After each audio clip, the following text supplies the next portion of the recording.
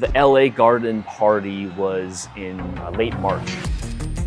We thought to ourselves, like, look, we're based in LA, so we didn't have much time to really prepare, but we knew we had to come show out for our home city and really put on something dope for our community. We started designing what the physical experience would look like right away as well. What the message would be, who would perform at the event. We did want everyone to experience something really magical.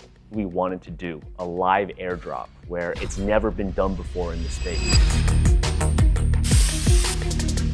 We walk in, there's lights from every single angle, and just 1,000 people inside this one venue that all shared a similar connection, which was Azuki.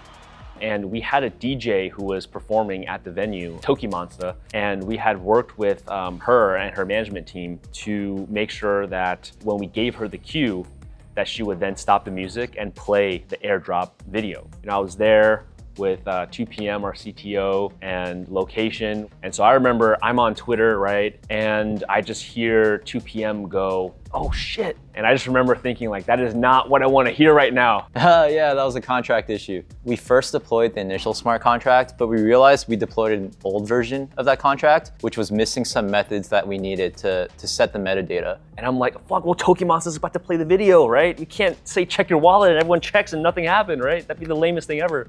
So called Dem, who's at the party, and he's like, oh shit, all right. He runs up to Toki's manager and was like, hey, look, I'm really sorry. We needed some more time. He's like, no, I can't do this any longer, right? She's about to play the video. So I'm looking at 2PM and he's sending the transaction. He's like, oh, I hope it goes through. And then boom, transaction hit. Red screen, cryptic figure. It was like the shadow of this guy. At the last sentence, before he walked away, in the screen, he said what would become one of the most iconic statements in all of Web3, which was, check your wallets. The real party right here. Real party right here. And I remember in this moment, every single person who was at the venue pulled out their phones, and all of a sudden, everybody had 2 of these somethings. I think one NFT is nice, but what if we gave them 2? That way they can keep one, because we think that, you know, the Beanz art is going to be something that resonates with a lot of people. But we also wanted them to have another one to be able to sell if they wanted to, right? Each of us were rewarded $30,000 just for holding an asset. That's one of the best experiences someone can have in Web3.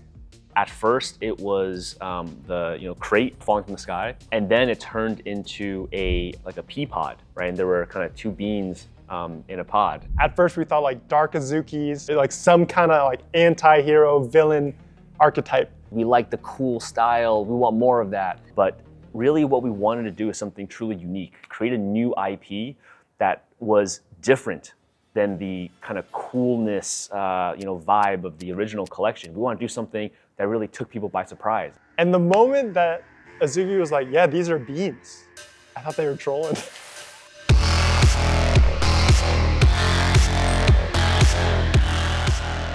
Chose these Beanz characters because cute IP, it's a massive market. A lot of people love it, especially in Asia. And also, Azuki means red bean. My favorite part of the Beanz IP is probably the fact that it's so dynamic. I feel like with the Beanz characters, you can express a ton of different personalities in a very interesting way. The art style that make them bean.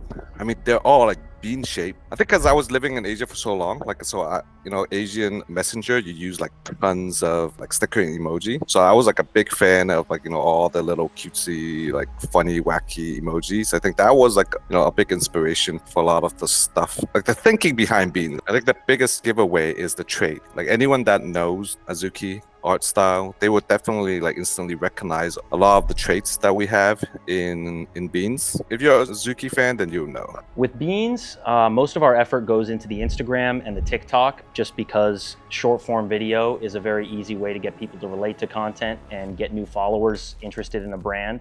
But of course, we want people on Twitter to have fun, so we try to maintain some engagement. Really, we're aiming to do a little bit of everything and just push that beautiful Beanz IP through as many different verticals as possible. You know, I'm really proud to see the Beanz community evolve into its own thing, Beanz provide a nice contrast to the Azuki vibe. And I think that's somewhere that you don't necessarily, they're cohesive in terms of a branding standpoint, but you don't necessarily need Beanz to follow the exact vibe of the sort of cool Azuki trademark. I remember when I first joined the Azuki community, Beanz seemed like kind of an afterthought, you know? But then seeing it grow into its own individual culture and community and product line, that's just given me so much joy.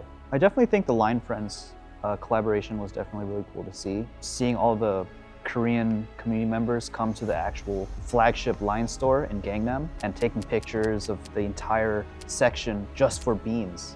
Fast forward to today, we have an amazing community around Beanz.